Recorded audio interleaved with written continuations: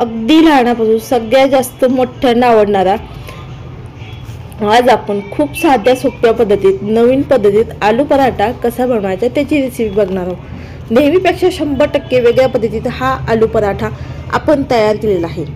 सगळ्या घाई गडबडीत नाश्त्यासाठी किंवा मुलांच्या डब्यासाठी हे असं पीठ जर भिजवून ठेवलं तर आलू पराठा करण्यासाठी भाजी करतात ती आज आपण करणार नाहीयेत।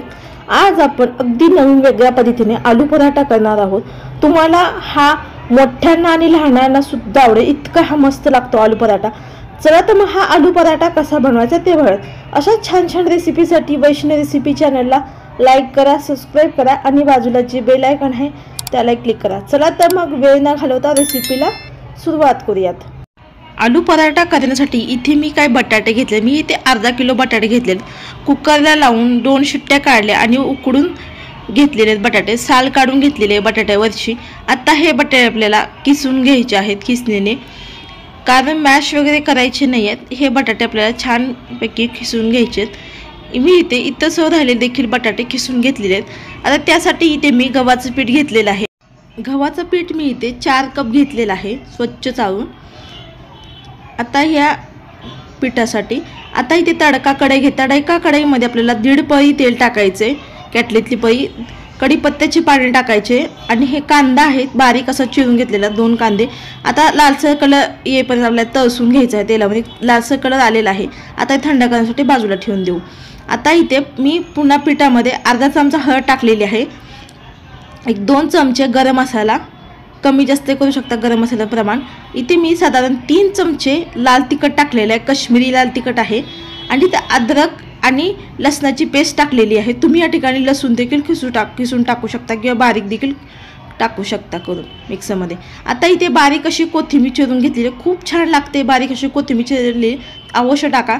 चिमूटभर हिंग टाकायचा, हिंग टाकल्यानंतर चवीनुसार मीठ घालायचं, पांढरं मीठ घातल्यानंतर आता हे आपल्याला याच्यामध्ये ओवा टाकायचा आहे 1 चमचा। ओवा असा चोळून टाकायचा, फ्लेवर उतरतो खूप छान हातावरती।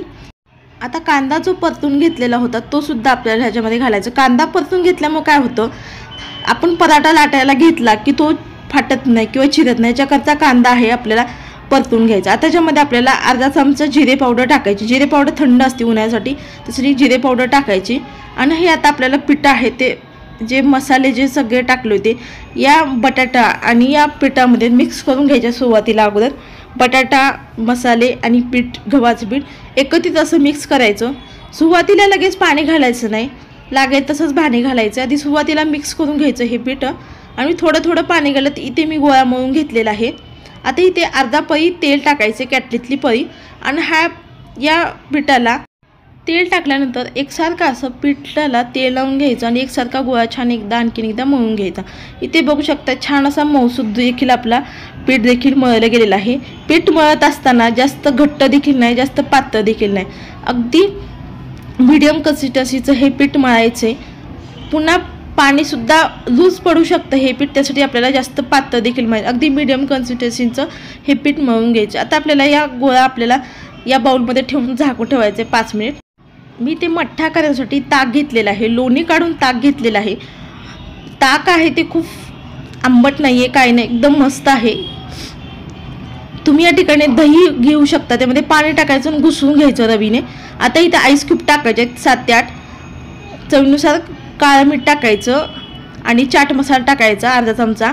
इथे मी लसूण आणि अद्रकची अर्धा चमचा म्हणजे पाव चमचाच मी इथे पेस्ट टाकलेली आहे। आणि इथे मी मिरे पावडर घेतलेली आहे, मिरे पावडर टाकल्यामुळे आणखीन टेस्ट छान येते आपल्या मठ्ठ्याला। मी या मठ्ठ्याला जिरे आणि मोहरे, कढीपत्त्याची देखील फोडणी दिलेली आहे, मिरचीची पण शूटिंग आहे ते मला वाटलं घेतले काय की, पण शूटिंग आहे ते घेतलंच नाही गेलं, राहून गेलं, त्याच्याकरता इथे आपला थंडगार मठ्ठा देखील तयार आहे। आता आपण लगेच आलू पराठे बनवायला घेऊयात। इथे आलू पराठ्याचं पीठ देखील छान 5 मिनिट भिजलं देखील आहे। आता मळलेल्या पिठामध्ये एक छोटा आपण चपाती एवढा गोळा करून घ्यायचा हातावरती, पहा अशा पद्धतीने गोलाकार असा, दोन्ही बाजूने पीठ लावून घ्यायचं म्हणजे खाली पदार्थ चिटकू नये। आता थोडंसं लाटून घ्यायचं आणि याला तेल लावायचं आतून आणि पीठ टाकायचं मध्ये आणि घडी करायची आणि आणखीन एक घडी करायची। घडी केल्यानंतर हा गोळा आहे तो पिठामध्ये घोळून घ्यायचा दोन्ही बाजूनी आणि ह्याला लाटून घ्यायचे। आलू पराठा लाटत असताना जास्त जाड देखील लाटायचं नाही आहे, पातळ छान लाटून घ्यायचा, खूप छान लागतो पातळ लाटून घेतल्यानंतर। आता इथे बघू शकताय मी इथे छान पातळ, अगदी जास्त मोठा देखील नाही जास्त छोटा देखील नाही, अगदी मीडियम साईजचा मी इथे पराठा लाटून घेतलेला आहे। तुम्हाला कसा पराठा करायचा त्यानुसार तुम्ही मोठा कमी करू शकता साईज त्याची। आता इथे पराठा देखील आपला लाटून झालेला आहे। आता मी बाजूला की तवा देखील गरम करत ठेवलेला आहे। तव्याची आच आहे ती मीडियम ठेवायची आहे, जास्त हाई ठेवायची नाही आहे। मीडियम गॅसवरती आपल्याला हा पराठा भाजून घ्यायचा आहे। आता तव्यावरती टाकायचा आणि हा पराठा आपल्याला 1 मिनिट सुकल्यानंतर वरची बाजू आपल्याला ही बाजू पलटी मारून घ्यायची आणि आता खालच्या बाजूने पराठा देखील छान भाजून घ्यायचा। मी तूप लावलेलं आहे, तुम्ही या ठिकाणी तेल देखील लावू शकता पराठ्याला। मग तुपामुळे खूप छान टेस्ट लागते या पराठ्याला, आलू पराठ्याला, आणि खरपूस मस्त असा पराठा आपला भाजतो आलू पराठा। तुपामुळे छान टेस्ट एक मस्त लागते। गरम गरम जर तुम्हाला खायचं असेल तर तुम्ही तूप लावा, जर गरम नाही खायचं तेल देखील लावू शकता, काय हरकत नाही। आता दोन्ही बाजूने छान खरपूस वगैरे भाजून घ्यायचा 3 ते 4 मिनिट। आता इथे भाजून झाल्यानंतर हा पराठा काढून घ्या। आता दुसऱ्या देखील मी इथे पराठा त्याच पद्धतीने लाटून घेतलेला तव्यावरती टाकायचा आणि एक मिनिट भरांनी आपल्याला हा पराठा पलटून घ्यायचा आहे। पराठा पलटून घेतल्यानंतर खालच्या बाजूने 3 ते 4 मिनिट भाजून घ्यायचा। दोन्ही बाजूने खरपूस छान असा भाजून घ्यायचा पराठा। सुगंध पसरलेला आहे पराठ्याचा घरामध्ये, इतका हा छान लागतो। या दोन्ही बाजूने पराठा भाजून घ्यायचा। आलू पराठा तुम्ही सुद्धा नक्की करून पहा, खूप जास्त टेस्टी होतो। तूप लावून घ्यायचंय आता पराठ्याला दोन्ही बाजूने, अगदी झटपट होतो। याला स्टफिंग बनवण्याची गरज लागत नाही। आलू पराठा लाटताना फुटण्याची किती भीती राहत नाही, अगदी कोणालाही जमेल। साधा सोपा पराठा आज आपण बघितलेला आहे, तर तुम्ही सुद्धा नक्की करून पहा। मुले बऱ्याच वेळेस भाज्या खात नाही, तर उकडलेल्या बटाट्यापासून किसलेला गाजर, मुळा, दुधी भोपळा असे अगदी बारीक चिरून घेतलेल्या कोणत्याही पालेभाज्या तुम्ही यामध्ये घालू शकता। बनवण्याची पद्धत अगदी सारखी आहे, फक्त बटाटा उकडून घ्यायचा। बटाटा घातला तर असं तर भाज्या टाकायच्या चिरून कट करून, कच्च्याच टाकायच्या भाज्या। आलू पराठा 1 नंबर तुमचा होईल। नुसते सुगंधानेच खावासा वाटणारा आपला पौष्टिक नाश्ता तयार झालेला आहे, किंवा नाश्त्यासाठी नाही तर मुलांच्या डब्यासाठी प्रवासाला सुद्धा हा पराठा नेऊ शकता। मला बोलूनच तोंडाला पाणी सुटलंय, तर तुम्हाला तर पाणी सुटलं असेल। नक्की करून पहा, हा पराठा खूप छान होतो। तुम्ही हा पराठा दह्यासोबत खाऊ शकता किंवा शेंगदाण्याच्या चटणीसोबत खाऊ शकता, आणि किंवा लिंबाचं लोणचं आहेच, खूप छान लागतो। आणि मठ्ठा देखील आपण तयार केलेला आहे, त्यासोबत सुद्धा मधून मठ्ठा प्यायचा आणि हा पराठा खायचा, खूप छान अप्रतिम लागतो। दह्यासोबत खा, चटणीसोबत खा, अप्रतिम लागतो।